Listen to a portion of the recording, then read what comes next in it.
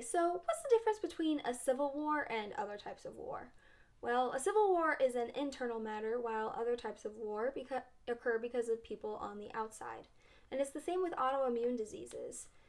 They happen when the body mistakenly attacks itself. And so today I'm going to be discussing with you a bit about autoimmune diseases, their causes, effects, and some treatments that are out there. I've done a lot of research on this topic as well as seen firsthand how autoimmune diseases affect people.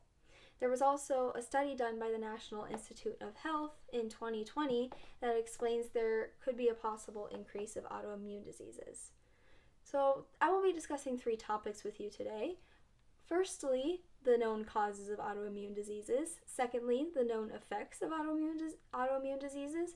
And finally, what treatments there are for the people that are affected. So let's begin, shall we?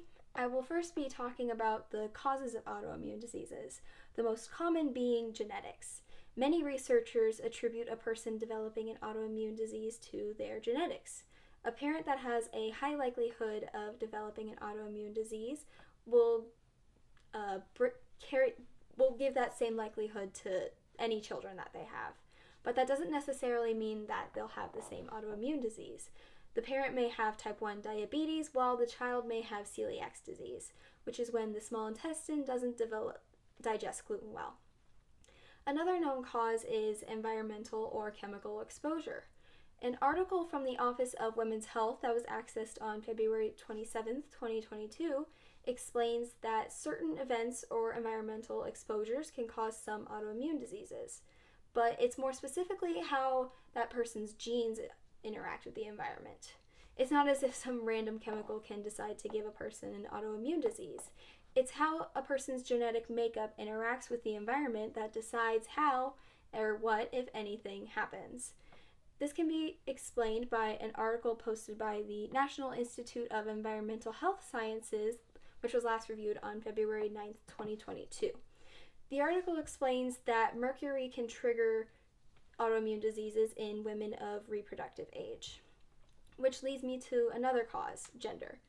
An article posted by the BetterHelp channel, which was last reviewed on September 30th, 2014, explains that 3/4 of the people with autoimmune diseases are women, and also that women that are of the age to get pregnant are the most susceptible to getting one.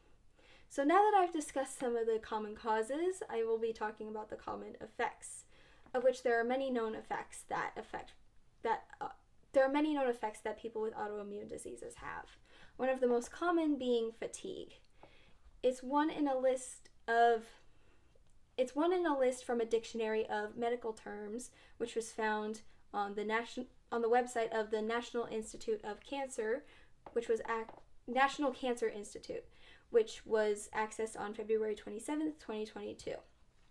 Some examples of autoimmune diseases that have fatigue as a side effect include Graves' disease and Hashimoto's disease, which both affect the thyroid, as well as Guillain-Barré syndrome, which affects the spinal cord.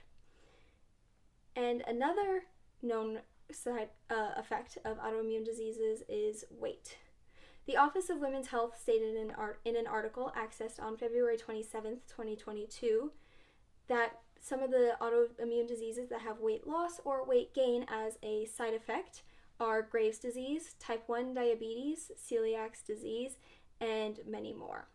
A connection that seems to be present between weight being a side effect of an autoimmune disease, it appears to be the thyroid, seeing as both Hashimoto's disease and Graves' disease have weight as a side effect and affect the thyroid. And then there's just the general pain that people feel. A lot of people with autoimmune diseases tend to get swollen or inflamed, as explained by an article from Medline Plus, which was accessed on February 26th, 2022. And it appears that people with autoimmune diseases that affect joints and muscles tend to have more physical pain. Now that I've discussed the causes and effects, let's get into some of the treatments. Currently, there is no cure for any autoimmune disease, but there are many treatments that can help with easing some of the pain and side effects. The most common one that doctors turn to is immunosuppressants. An immunosuppressant drug weakens the immune system, according to an article from News Media that's titled Treatment Options for Autoimmune Diseases, which was posted on August 20th, 2020. Examples of these types of immunosuppressant drugs include corticosteroids and TNF blockers, which target the protein that causes muscle and joint muscle issues. And then another treatment is supplying with the body with what it can't provide. So the most common example of this would be with type 1 diabetes. A type 1 diabetic has to give themselves the insulin that their body can't produce enough of. And another example would be with the endocrine system. So those are glands that affect hormones. So let's say the thyroid is affected and it can't produce enough of the hormones that it's supposed to. The person would take a medication that would supply them with the hormones they don't have enough of. But really, there is no cure, so some people just have to deal with the pain. Taking over-the-counter medications like Advil or ibuprofen can help diminish the pain, but people will still have flare-ups from time to time, and nothing can help with that, unfortunately. So I've just covered a lot of information, so let's do a quick recap. I've just discussed with you some about autoimmune diseases, as well as their common causes, their common effects, and some of the common treatments.